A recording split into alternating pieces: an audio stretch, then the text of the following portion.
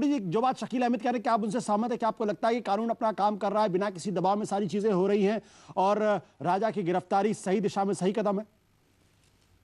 देखिए, जो शकील अहमद साहब बात कह रहे थे, ये बात अगर 2 साल पहले देश के प्रधानमंत्री जब राजा के खिलाफ प्रतिपक्ष ने ये विषय को उठाया था और पार्लियामेंट में हम लोगों ने बार बार कहा है कि एक बड़ा घोटाला है, तब अगर देश के प्रधानमंत्री 2 वर्ष पहले राजा को ड्रॉप करके और सीबीआई को केस सौंप देते, तो शायद जो आज शकील अहमद साहब बात कह रहे थे, इस पर हम पूरी तरह से सहमत हो जाएं। लेकिन सच्चाई ये है कि आज कोई सरकार के चाहने से राजा गिरफ्तार नहीं हुए हैं।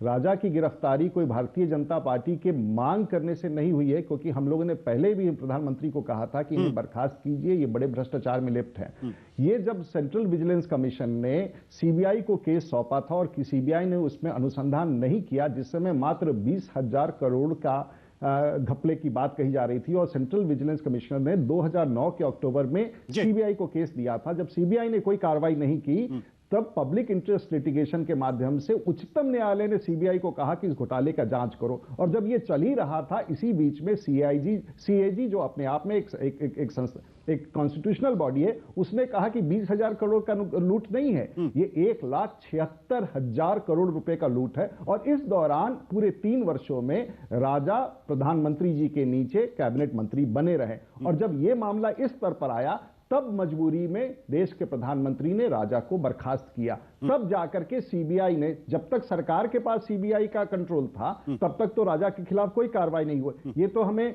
आभार प्रकट करना पड़ेगा कि सुप्रीम कोर्ट ने हम सब लोगों की बातों को सुनकर के, सीएजी के टिप्पणियों को सुनकर के आज इस देश में सबसे बड़े भ्रष्टाचार पर अपनी कार्रवाई की है। और हम यही नहीं कहना चाहेंगे, आज सिर्फ वहां तक सीमित विषय नहीं है। जब देश के प्रधानमंत्री ने एक इतने बड़े भ्रष्ट व्यक्ति को, जिसको एक पार्टी को एक टेलीकॉम मंत्रालय दिया गया और उसके नियुक्ति में बड़े बड़े लॉबिस्ट जिनकी चर्चा टेपों में सुनी गई है और कौन कौन सब उनके खिलाफ, इसलिए बहुत सारे ऐसे तथ्य हैं जो आज भी देश के लोगों को जानना है। और उसके लिए देश के प्रधानमंत्री की कल्पेबिलिटी, उनके आपराधिक भागीदारी को नकारा नहीं जा सकता।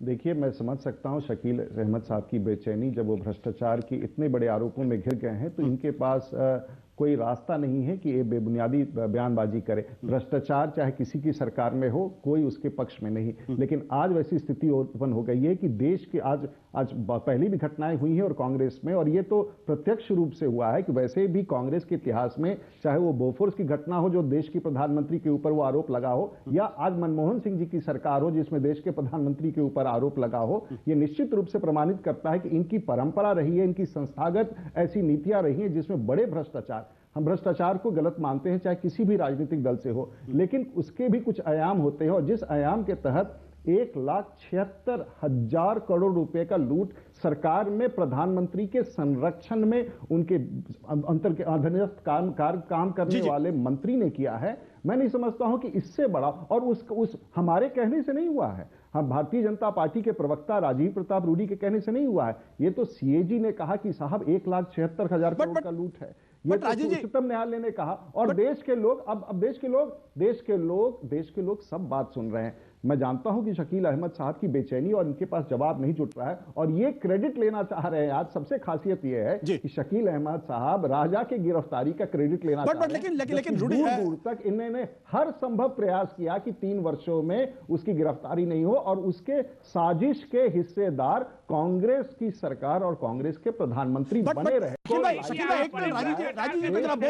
आने के बाद आपको लाइसेंस मिल जाए कि 1,76,000 करोड़ का वहां घोटाला करे, आप लाखों करोड़ रुपया जो विदेशों में पैसा जमा है, जो स्विस बैंक में जमा है और देश के प्रधानमंत्री ने 100 दिन के भीतर लाने के लिए कहा था, उसमें भी आप कोई कार्रवाई नहीं करे। आप आदर्श हाउसिंग सोसाइटी में जो कारगिल के शहीदों के लिए था, उसके लिए आपके मुख्यमंत्री के खिलाफ आपकी सरकार के एक मुख्यमंत्री को बर्खास्त करना पड़ता है क्योंकि वहां कारगिल के लिए मकान जो था वो शहीदों के लिए, उसको आप हड़प लेते हैं। आपके 70,000 करोड़ का जहां तक कॉमनवेल्थ गेम्स का सवाल था, वहां आपके कांग्रेस के नेता हड़प कर लेते हैं। मैं समझ सकता हूं कि यह अपराध छोटे तौर पर कभी हुआ हो, लेकिन जिस आयाम को आप लोगों ने और खास करके कांग्रेस ने स्थापित किया है, देश के लोग इसे कतई स्वीकार नहीं करेंगे। राजू जी, मेरा सवाल अब इससे आगे है कि राजा की गिरफ्तारी हो गई। परंपरा में आप चाहे बोफोर्स की बात करें, चाहे आप 2G स्कैम की बात करें, कॉमनवेल्थ गेम्स की बात करें, आप आदर्श हाउसिंग सोसाइटी की बात करें, इसलिए आज आपकी सरकार है, हम सरकार से बाहर हैं।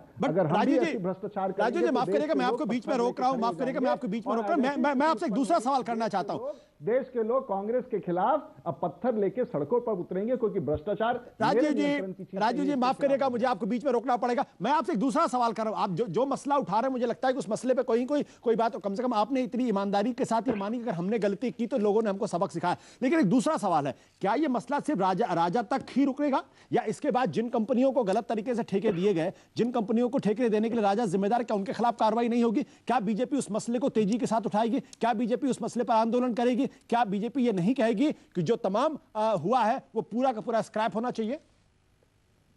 देखिए, इस पूरे लूट का सरगना तो पकड़ा गया है, लेकिन इसका मास्टरमाइंड कौन था? क्योंकि भारतीय जनता पार्टी का ऐसा मानना है कि इस 1,76,000 करोड़ की लूट अकेले श्री राजा नहीं कर सकते, उनकी क्षमता नहीं दिखती है। तो आखिर इस 1,76,000 करोड़ की लूट में और कौन कौन लोग थे, कहां देश की सरकार की संलग्नता क्या थी, कौन कौन ऐसे लोग थे जिन्होंने इन्हें संरक्षण दिया, कौन कौन ऐसे लॉबीज थे जिनके साथ मिलकर के राजा की नियुक्ति हुई थी उस मंत्रालय में, उस सरकार मतलब उन लोगों की भी पहचान होनी चाहिए। राजू जी माफ करेगा, मैं फिर आपके बीच में टोक रहा हूं। उन लोगों की पहचान होनी चाहिए, इस पूरे मसले के जो मास्टरमाइंड है वो सामने आने चाहिए। क्या शकील भाई, क्या ये आप वायदा कर सकते हैं कि जो बात राजीव प्रताप रूडी उठा रहे, भले ही आपकी तरफ से देर में कदम उठाए, लेकिन असली मास्टरमाइंड तक बात होगी और ये मसला अपने लॉजिकल कंक्लूजन तक जाएगा, उन कंपनियों के लाइसेंस भी जब्त होंगे? प्रधानमंत्री को भी जवाब सीधा देना चाहिए। एक तो इस भ्रम को दूर कर लीजिए, कि 1,76,000 करोड़ के बारे में कपिल सिब्बल साहब ने भी कह दिया कि नहीं, मैं दूसरा सवाल कर रहा हूं। मैं 1,76,000 करोड़ के चक्कर में नहीं पड़ा, मैं सीधी सी बात कर रहा हूं कि क्या आगे भी कार्रवाई होगी या यहीं पर रुक जाएगी? 1,76,000 करोड़ नहीं है, और मनटेक सिंह अहलूवालिया साहब ने भी कह दिया कि 1,76,000 करोड़ नहीं है। और बाकी दूसरों की बात है तो निश्चित रूप से इस मामले में अगर राजा साहब के मामले में कार्रवाई हुई है तो जो और लोग भी इसमें दोषी होंगे, निश्चित रूप से सरकार काम करेगी, किसी को बचाने का काम नहीं करेगी। और हमने कहा कि हमारे जमाने में आरोप लगा तो हमने कार्रवाई की, यही फर्क है हमारे और रूडी जी। चलिए, आप कम से कम ये वायदा कर रहे हैं कि आपके जमाने में अगर आरोप लगा तो कार्रवाई हुई। मैं आखिरी शब्द में राजीव प्रताप रूडी कुछ कहना चाहते हैं। राजू जी, आप एक संक्षेप में बोले। देखिए, जो शकील साहब कह रहे हैं और ये बोलते जाएंगे, क्योंकि मैं ये सिर्फ कहना चाहता हूं, मैं ये सिर्फ कहना चाहता हूं संक्षेप में कि सीएजी को कपिल सिब्बल साहब का सर्टिफिकेट नहीं चाहिए, और उच्चतम न्यायालय को कपिल सिब्बल साहब का सर्टिफिकेट नहीं चाहिए। वो खुद संवैधानिक संस्थाएं हैं, वो इस देश के मर्यादा को समझते हैं। इसलिए आज कांग्रेस पार्टी का ये कहना कि कपिल सिब्बल और अहलूवालिया साहब ने कहा, तो वो कांग्रेस के लोग हैं,